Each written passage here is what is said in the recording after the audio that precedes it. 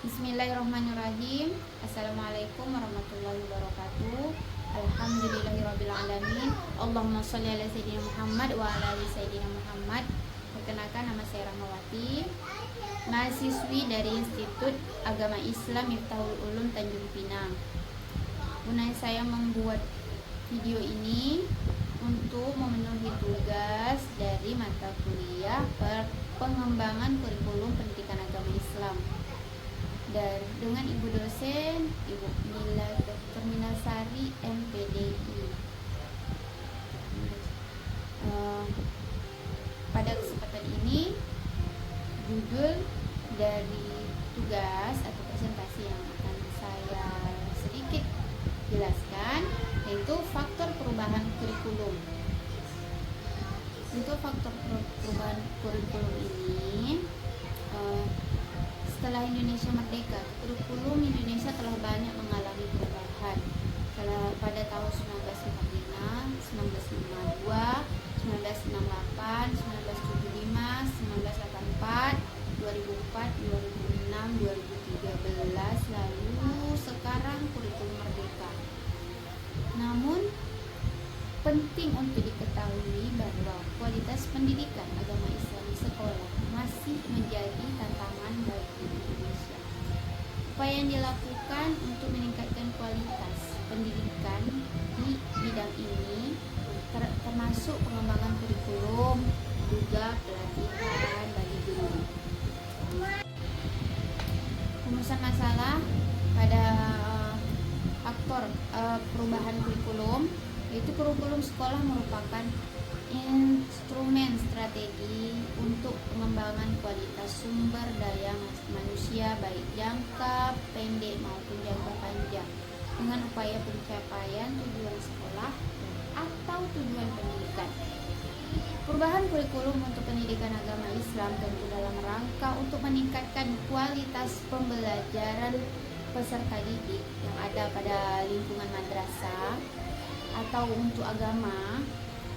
Tetapi dalam praktiknya perubahan kurikulum itu, penambahan kurikulum atau apapun namanya, adalah sebuah fenomena lama yang maksudnya itu agak menyusahkan sedikit.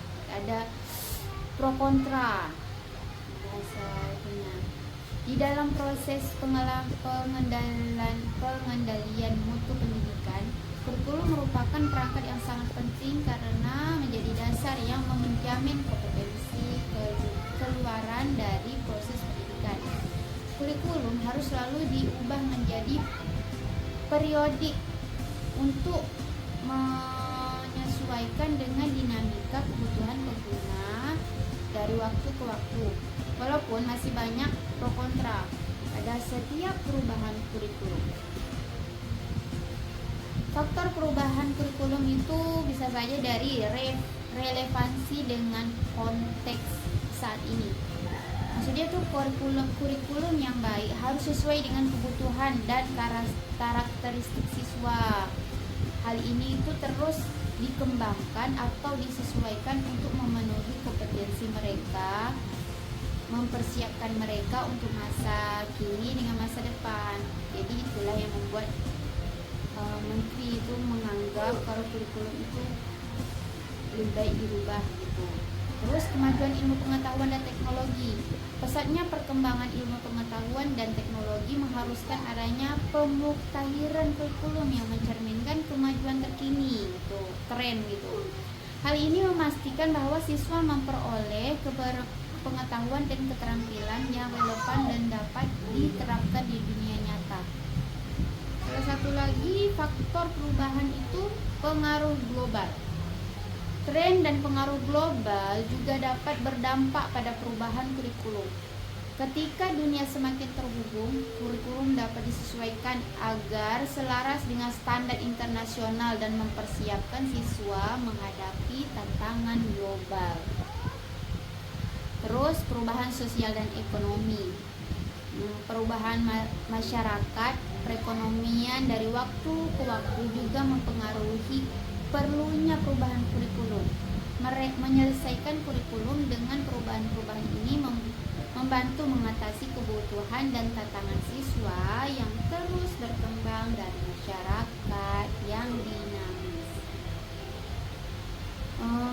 dampak perubahan ya dari perubahan kurikulum itu.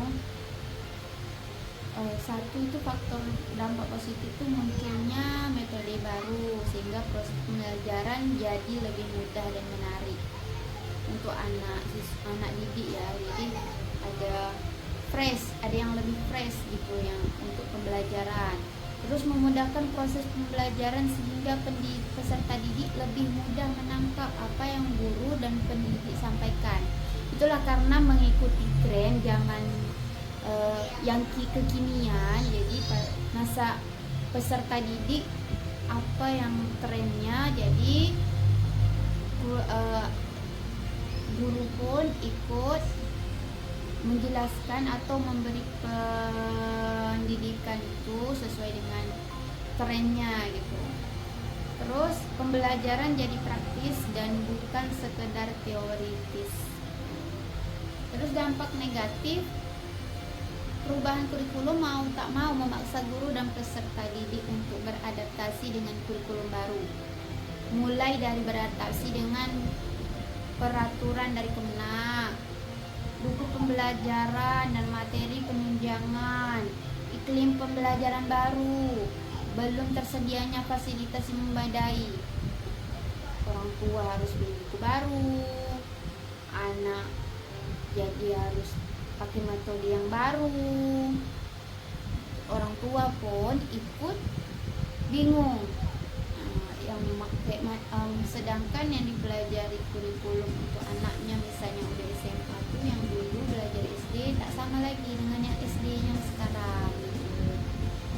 Kesimpulannya, secara gramatikal prinsip berarti asas, dasar, keyakinan dan pendirian. Dari pengertian ini tersirat makna bahwa kata prinsip menunjukkan pada hal yang sangat penting, mendasar, harus diperhatikan, memiliki sifat mengatur dan mengarahkan, serta sesuatu yang biasanya selalu ada atau terjadi pada situasi kondisi yang serupa.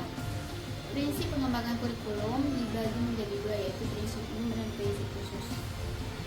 Prinsip umum meliputi prinsip relevansi, efektivitas, efisiensi, kontinuitas, fleksibilitas, berorientasi pada tujuan dan kompetensi dan sinkronisasi.